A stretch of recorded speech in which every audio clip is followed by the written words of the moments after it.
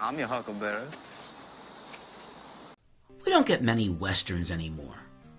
And yet at one point, they were responsible for more than a quarter of all output from every studio in Hollywood, whether TV or film.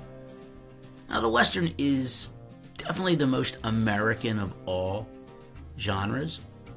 However, there have been great Westerns made outside of this country, especially the Italian spaghetti Westerns. I've always loved Westerns, whether they are the sprawling epics like many of the 1960s John Ford films, or whether they are campy and cheesy like Young Guns franchise of the 80s. This past weekend, Netflix released American Primeval, a Western series. This is directed by Peter Berg and stars Taylor Kitsch, Jai Courtney, Kim Coates, Sarah Lightfoot Leone, and Betty Gilpin, among many others.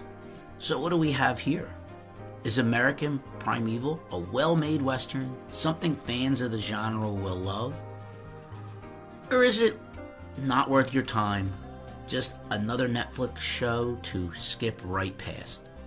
Well, before we answer that, let's talk a little bit about the plot for the Netflix series American Primeval. Let's have a little chat. It's 1857, and Sarah Wow and her son arrive in the Utah Territory. They are trying to get across the territory to meet her son's father.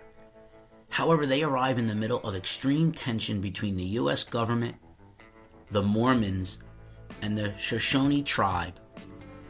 On top of this, we find that Sarah is wanted for a murder back east and has a $1,500 bounty on her head. Her path crosses with Isaac, a local nomad who wants nothing to do with anyone anymore. After a massacre of settlers in Mountain Meadows where over 100 of them were killed, Sarah, her son, the Mormons, the tribe, and the U.S. government get trapped into a violent and dangerous situation that will lead to further bloodshed. So what works in this show? Let's start off with the cinematography. Now, any good Western is going to have spectacular cinematography, and this one is no different. Many of your landscape shots are beautiful. But because of the nature and the topic of this show, it's very obvious that the director shot things very dark and gray. It's just done to capture the violent nature of what is going on around the characters. The show does not shy away from the ugliness and dangers of the Old West. Director Peter Berg does a fantastic job creating a heightened sense of tension throughout the show. And really, just in the way he captures his shots, he does this. Acting is pretty phenomenal from every performer. Taylor Kitsch's strength as an actor is playing gritty and tough men, and here it's no different. Isaac is a mysterious loner at first, but when we learn more about him and his complicated life, we really start to feel for him. Betty Gilpin, who plays Sarah, brings this character to life as well. Our first encounters with her seem to be prim and proper woman who's a fish out of water, who doesn't really understand the situation she's in. But as we learn more about her, she's a quite capable and cunning person. And the same can be said for actress Sarah Leone Lightfoot, who plays the Mormon Abish Pratt, a woman who is much more than just an obedient and religious wife. We also get outstanding performances from Jai Courtney and Kim Coates.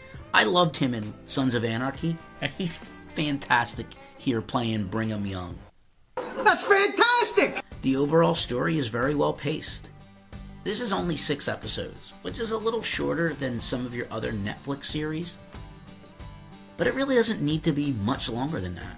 The problem with some of the Netflix shows is they extend out to 8 or 10 episodes, and you get a lot of filler. Here we get 6 well-paced episodes that tell us our story without really wasting our time. What doesn't work in this series, however, is that while much of the cinematography is spectacular, the way it's shot, remember I mentioned it's kind of shot in a gray, dark film, it's fine for daytime scenes, but in nighttime scenes, it's very difficult to follow the action. And I won't spoil it, but the final battle in the series takes place at night, and it's very difficult to follow the main characters. There are a couple of significant deaths that take place that you miss until a final panning shot over the carnage of the battlefield. Also, you have to remember this is a very dark and grim show, and it's not for everyone. If you're someone who's looking for a happy ending, this is probably not the show for you. It's not for you. Finally, there are several storylines going on at once in this show, and while they all eventually come together, it's definitely something that you're going to really have to pay attention to as you watch. I will admit that there were several episodes where I had to rewind a little bit just to make sure I understood what was going on. All that being said, however, American Primeval is a very well acted, very well directed, gritty and dark look at the American West. It pulls no punches, but it also doesn't really come down on any one side. It just shows you things as they probably were back then. People from all walks of life and all places trying to live, thrive, and survive in a very unforgiving country. If you are a fan of westerns in particular and dark and gritty dramas in general, this show is something I think you will very much enjoy. I would so enjoy that. Speaking for myself as a fan of westerns, I really, really like this show. Well, that's it from me this week. Tune in next week where I give you my thoughts and feelings on whatever I've seen. In the meantime, click that like button, subscribe, leave a comment, share this video with friends and enemies alike, and as always, thank you for giving me your valuable time, and I'll see you next week. Take care.